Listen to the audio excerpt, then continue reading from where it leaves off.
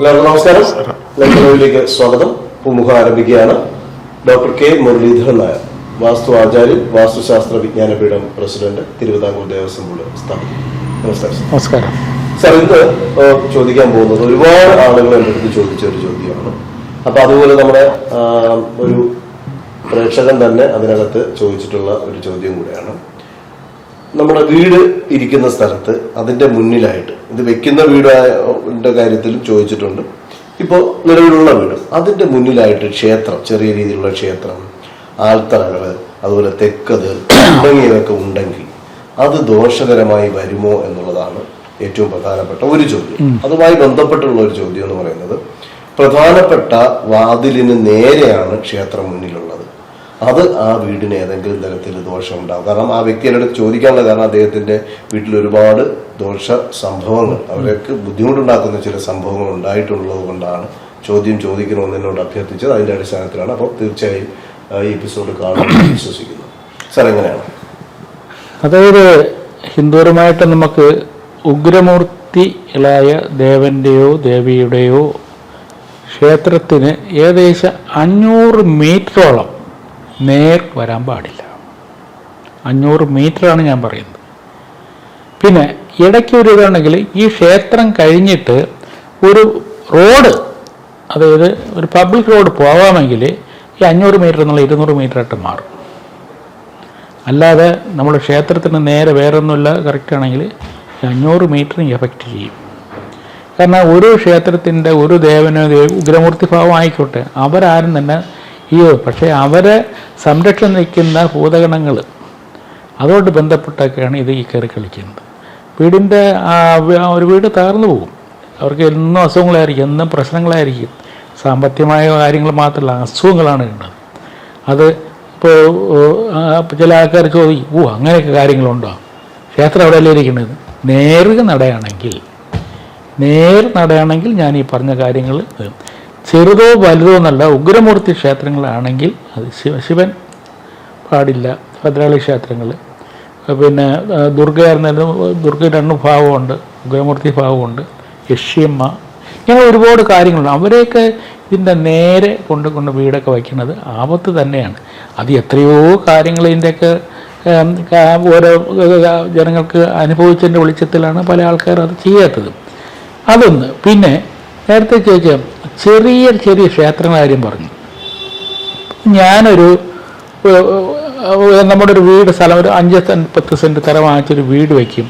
വീട് വയ്ക്കുമ്പോൾ തന്നെ എൻ്റെ വീടിൻ്റെ റൈറ്റ് സൈഡിലോ ലെഫ്റ്റ് സൈഡിലോ ചെറിയൊരു ആൽത്തറ പോലുള്ള ഒരു സൗകര്യവും കാര്യങ്ങളും, വിളക്കത്തിയും കാര്യങ്ങളും. പക്ഷേ കാലങ്ങൾ കഴിയുമ്പോൾ ഈ സ്ഥലം, യാത്ര എന്ന് പറഞ്ഞ സ്ഥലങ്ങൾ ഡെവലപ്പ് ചെയ്ത് വലിയൊരു മഹാക്ഷേത്രങ്ങളായിട്ട് മാറാറുണ്ട്. 10, 15, 20 വർഷങ്ങൾ കഴിയുമ്പോൾ. അങ്ങനെ കഴിയുമ്പോൾ ഈ തൊട്ട് മതിലിനോട് ചേർന്നിരിക്കുന്ന ഈ വീടിന് സാരമായി ബാധിക്കാറുണ്ട്.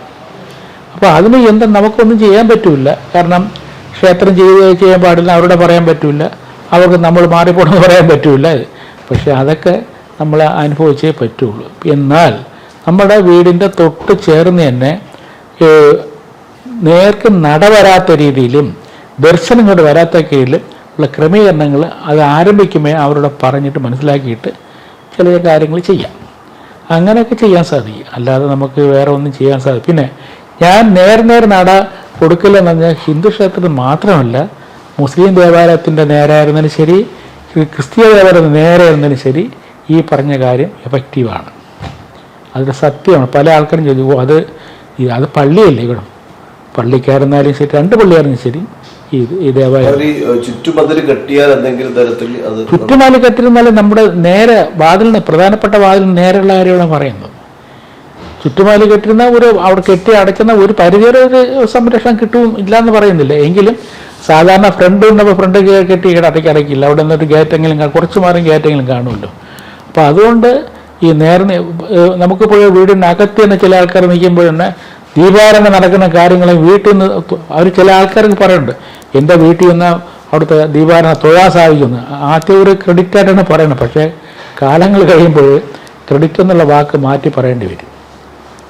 അതുകൊണ്ട് ഒരിക്കലും തന്നെ നമ്മുടെ ദേവാലയങ്ങളെന്നാണ് ഞാൻ പറയുന്നത്, ഹിന്ദു ദേവാലയങ്ങൾ മാത്രമല്ല, ഈ മറ്റ് 3 ദേവാലയങ്ങളായിരുന്നാലും അതിൻ്റെ പ്രധാനപ്പെട്ട വാതിലിന് നേരെ ഒരിക്കലും തന്നെ ഒരു ഭവനം അത് താമസിക്കാത്ത ഇത് വരാൻ പാടില്ല എന്നാണിത് കേട്ടോ. തീർച്ചയായും. അപ്പോൾ അത്തരം കാര്യങ്ങൾ ശ്രദ്ധിക്കുക. കാരണം ഈ ഒരു അകലം അത് കൃത്യമായി നിങ്ങൾ വസ്തു വാങ്ങിച്ചിട്ട് വീട് വയ്ക്കാൻ പോവുകയാണെന്നുണ്ടെങ്കിൽ തീർച്ചയായും നിങ്ങൾക്ക് ഈ ഒരു അകലം നോക്കിയിട്ട് തന്നെ ആ വാതിൽ ആ ഭാഗത്ത് നിന്ന് ഒഴിവാക്കി വാസ്തു ആചാര്യന്റെ ഒരു കൺസൾട്ടേഷനിലൂടെ തന്നെ അതിനെ മറ്റൊരു ഡയറക്ഷനിലോട്ട് നിങ്ങൾക്ക് വെക്കാം. ചിലപ്പോൾ റോഡ് ഉണ്ടെങ്കിൽ, ചിലപ്പോൾ ഇത്ര അടുത്താണ് റോഡെങ്കിൽ അത് നിങ്ങൾക്ക് മറ്റൊരു രീതിയിൽ തന്നെ അത് ക്രമീകരിക്കേണ്ടി വരും.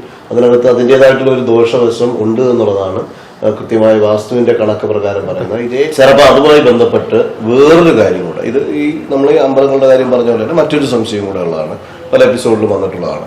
അതായത് ചില ആളുകൾ ഭൂമി വാങ്ങിക്കും, വീട് വയ്ക്കാൻ വേണ്ടി ഭൂമി വാങ്ങിക്കും. അപ്പോൾ ആ ഭൂമിയിൽ എന്താണ് എന്നുള്ളതൊന്നും അറിയാതെ ആയിരിക്കും വാങ്ങുന്നത്. പക്ഷെ വീടിന്റെ പണി തുടങ്ങുമ്പോഴായിരിക്കും ചിലപ്പോൾ അവിടെ കല്ലറ കാണുന്നത്, അല്ലെങ്കിൽ ആരെങ്കിലും അടക്കിയിട്ടുള്ളതായിട്ടുള്ള ചില എന്തെങ്കിലുമൊക്കെ സൂചനകൾ കിട്ടുന്നത്. അപ്പൊ അതിലവർ ഭയന്ന് പോകുന്നുണ്ട്. അപ്പൊ അങ്ങനെ എന്തെങ്കിലും ഒരു സാഹചര്യം ഉണ്ടായാൽ അവർ ഏത് രീതിയിലാണ് അവിടെ വാസ്തുപരമായിട്ട് ഭൂമിയെ ക്രമീകരിക്കേണ്ടത് എന്നുള്ളൊരു ചോദ്യം. ഇത് ഞാൻ പിന്നെ ഒന്നും പറഞ്ഞിട്ടുണ്ട്, എങ്കിലും ഒന്നുകൂടെ പറയാം. ഓരോ ആൾക്കാർ ആവശ്യത്തിനല്ലേ ചോദിക്കുന്നത്. ഇത് സർവ്വസാധാരണ നടക്കുന്ന ഒരു കാര്യമാണ്. ഇപ്പം 5 സെൻറ്റോ 10 സെൻറ്റോ 3 സെൻറ്റോ സ്ഥലം നമ്മൾ വില കൊടുത്ത് വാങ്ങും. നമ്മൾ അറിയുന്നില്ല ഇതിൽ എന്താണ് ഏതാണെന്ന്. നമ്മൾ വീട് വയ്ക്കാൻ വേണ്ടി ഫൗണ്ടേഷൻ വെട്ടുമ്പോഴായിരിക്കും കറക്റ്റായിട്ടുള്ള അസ്ഥികൂടങ്ങൾ കിട്ടുന്നത്. കാരണം ചില ദഹിപ്പിക്കുകയാണെങ്കിൽ വലുതായിട്ട് അസ്ഥി കാണില്ല. എന്നാൽ അടക്കം ചെയ്യുകയാണെങ്കിൽ ഇത് അവർ മുൻപ് പറയില്ല. അവർ ചിലപ്പോൾ കൈമാറി വന്ന വസ്തുവായിരിക്കും. അയാളും ചിലപ്പോൾ അറിഞ്ഞിരിക്കില്ല. അങ്ങനെ വന്നു പോയാൽ നമുക്ക് ചെയ്യേണ്ട ഒരേ ഒരു പോംവഴിയേ ഉള്ളൂ.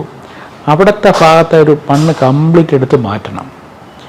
അതായത് ഒരു 7 താഴ്ചയിലും ഒരു 7 എന്നുള്ള രീതിയിൽ കംപ്ലീറ്റ് വെട്ടി കംപ്ലീറ്റ് മണ്ണെല്ലാം അതിട്ട് പുതിയ മണ്ണ് നിറയ്ക്കണം. പുതിയ മണ്ണ് നിറച്ചിട്ട് നവധാന്യം വിതയ്ക്കണം. നവധാന്യം വിതച്ച് അത് പൊടിപ്പിച്ചിട്ട് 4 കാലുകളിട്ട് തീറ്റിക്കണം. തീറ്റിച്ച ശേഷം ഒരു സീസൺ കഴിഞ്ഞ ശേഷം ഉടനെ വേണ്ട, എന്നിട്ടൊരു വാസ്തു ബലിയെല്ലാം ചെയ്ത ശേഷം നമുക്ക് അവിടെ വീട് വയ്ക്കുന്ന യാതൊരു കുഴപ്പമില്ല. സർവ്വ ഐശ്വര്യങ്ങളുണ്ടാകും. പേടിക്കേണ്ട കാര്യങ്ങളൊന്നുമില്ല. പക്ഷെ ഇത്രയും കാര്യങ്ങൾ ചെയ്യണം, ചെയ്തിട്ട് ചെയ്യാം. അതുപോലെ തന്നെ ഈ നമ്മൾ നേരത്തെ പറഞ്ഞ പോലെ ഇത് ഇങ്ങനത്തെ ഒരു കേസ് വരികയാണെങ്കിൽ അതുപോലെ ഈ വാങ്ങിക്കുമ്പോൾ ചിലപ്പോൾ ഇതുപോലെ തെക്കതോ അല്ലെങ്കിൽ ഒരു വെച്ചാരാധനയോ ഉണ്ടായിരുന്ന സ്ഥലം ആയിരിക്കും എന്നുള്ള പിന്നീടായിരിക്കും തിരിച്ചറിയുന്നത്. അല്ലെങ്കിൽ ചിലപ്പോൾ ഒരു നാഗരപ്രതിഷ്ഠയോ അത് നാഗരപ്രതിഷ്ഠയൊക്കെ ഉള്ള സ്ഥലമാണെങ്കിൽ ഒരിക്കലും തന്നെ എടുത്തു മാറ്റാൻ സാധിക്കില്ല. അങ്ങനെ എടുത്തു മാറ്റിപ്പോയാൽ അവർ സർവനാശത്തിലേക്ക് പോകും. കാരണം അത് വീണ്ടും നാഗരാജന്റെ ശല്യം വന്നുകൊണ്ടേയിരിക്കും. അതുകൊണ്ട് നിങ്ങൾ അങ്ങനെ അഥവാണെങ്കിൽ ആ ഭാഗത്തിന് ഏതെങ്കിലും ഒരു ഭാഗത്തേക്ക് അതിന് ഒഴിവാക്കണം. മാറ്റി വേഗം ഒരു സൈഡിലേക്ക് മാറ്റി ഒരു ചെറിയൊരു മന കെട്ടി വേറെ തിരിച്ച ശേഷം ഉള്ള സ്ഥലത്ത് വീട് വയ്ക്കാൻ ശ്രമിക്കുക. അല്ലാതെ ഒരിക്കലും തന്നെ നാഗരൊക്കെ ദൂരെ കളഞ്ഞിട്ട് ഒരു ആ കുടുംബം വാഴില്ല, മുമ്പോട്ട് പോവില്ല. അതൊരു സത്യമാണ്. അതുകൊണ്ട് അങ്ങനെ സംഭവിക്കുകയാണെങ്കിൽ നമുക്ക് അവർക്ക് ആ ഇരിപ്പിട സ്ഥാനം ആ വസ്തുവിൻ്റെ ഏതെങ്കിലും ഒരു ഭാഗം മതിൽ കെട്ടി തിരിച്ച ശേഷം ബാക്കിയുള്ള ഭാഗം നമ്മൾ വീട് വയ്ക്കാൻ ശ്രമിക്കുക.